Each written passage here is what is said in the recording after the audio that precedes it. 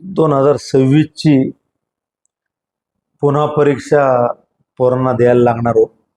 म्हणजे मला सुद्धा ॲज अ डॉक्टर काही कारणाने मी MBBS नाही होऊ शकलो, मी BMS झालो, पण मी एक डॉक्टर आहे आणि 23-24 वर्ष मी आज वैद्यकीय व्यवसाय करतोय. त्याच्यामुळं पुन्हा एकदा ह्या विद्यार्थ्यांच्या प्रती मी संवेदना व्यक्त करतो की ज्यांना परत एकदा ह्या आपल्या देशाच्या प्रशासकीय, राजकीय किंवा पेपर फोडणारे आणि पेपर विकत घेणारे हे सगळे आले. ह्यांच्या नालायकपणामुळं या 23 लाख विद्यार्थ्यांना परत परीक्षा द्यावी लागते.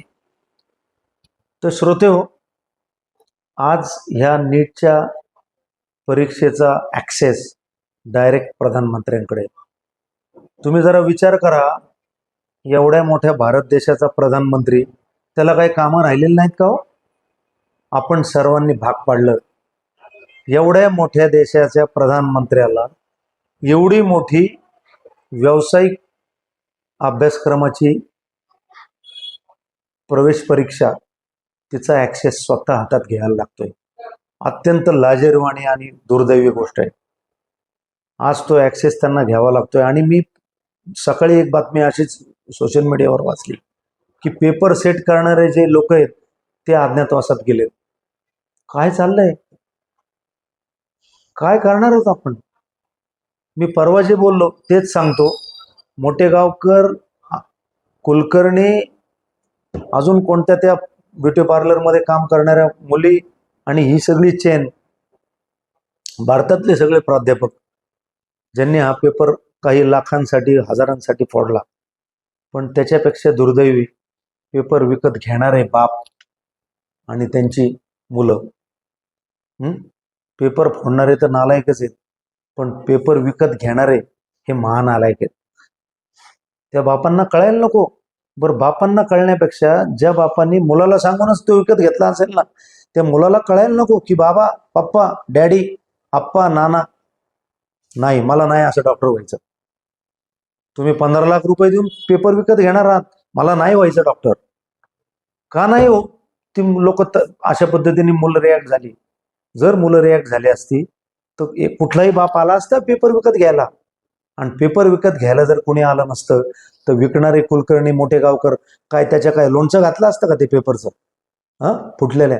त्याच्यामुळं सर्व देशाच्या युवकांना माझं आवाहन आहे की कृपा करून आपण डॉक्टर होणारे जे युवक आहोत, हा बघा, आत्ता हा विषय झाला म्हणजे थांबलेला नाही. हे वेगळ्या प्रकारे उद्या ऑनलाईन जरी झाला तरी सायबर हल्ला या माध्यमातून तो फुटू शकतो.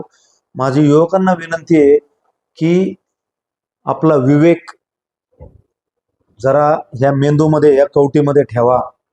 आणि इथून पुढे जे होणारे डॉक्टर आहेत ना, त्यांचे सुद्धा वडील उद्या जाऊन हे पेपर विकत घ्यायचं काहीतरी धाडस करतील तर त्या आपल्या बापाला किंवा आपल्या आईला अडवा त्यावेळेला की नाही, हा पेपर विकत घेऊ नका.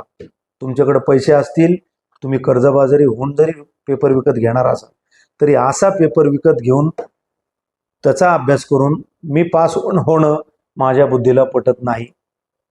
त्याच्यामुळं युवकांना माझं आव्हान आहे की आता जे होईल ते होईल, परीक्षा द्या चांगल्या पद्धतीने. स्वामींना माझी विनंती आहे, स्वामींचरणी प्रार्थना आहे की ही परीक्षा व्यवस्थित हो. आणि ह्याच्यातनं, आणि दुसरी गोष्ट, ज्यांनी आत्महत्या केल्यात, आज मी बघितलं चतुर्वेदी नावाची एक मुलगी, नागपूरची 20 वर्षाची मुलगी हो, ती मेली हो या सगळ्या फालतूपणा पायी. तर कृपा करून मुलांना एक तर ह्या जाळ्यामध्ये अडकूच नका. तुम्हाला याचा मनस्ताप होणार नाही. प्रामाणिकपणे अभ्यास करा, जे तुम्हाला शक्य आहे. नाही डॉक्टर की जमली, अनेक विविध कोर्स आहेत. मी सांगितलं तसं कौशल्य आधारित सुद्धा अनेक कोर्स आहेत. आणि आपला विवेक मात्र जागृत ठेवा, शाबूत ठेवा. आणि परत एकदा जाता जाता ह्या नीटमध्ये अपेअर होणाऱ्या सर्व विद्यार्थ्यांना ऑल द बेस्ट. धन्यवाद. जय हिंद, जय महाराष्ट्र.